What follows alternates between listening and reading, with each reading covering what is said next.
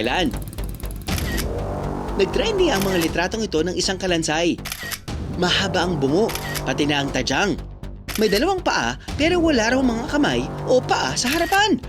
Ang mga butong ito, pinaniniwalaan ng ilan na pagmamay-ari daw ng isang sigbin. Yung nakita namin sa kisame, paniniwala nila, buto ng sigbin.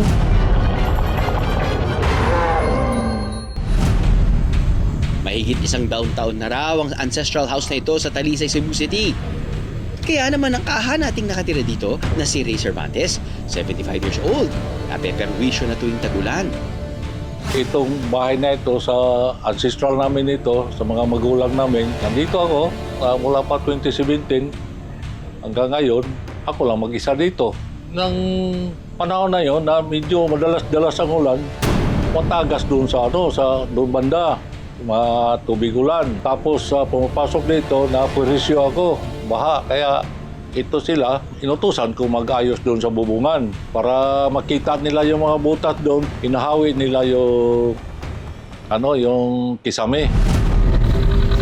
Pero sa gitna kasi ng pagpapaayos niya ng kisame ng kanyang bahay, isang nakakakilabot na bagay ang nadiskubre nila.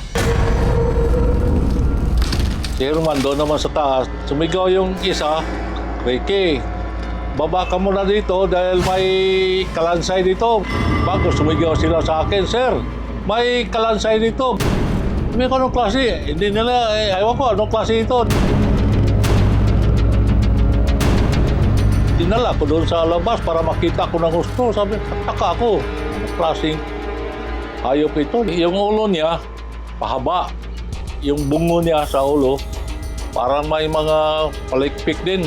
Yung sakit ng mata niya, malaki. Nguso niya, may pangil, mahaba, kaya itaas. Yung sa backbone niya, diretso doon sa buntot.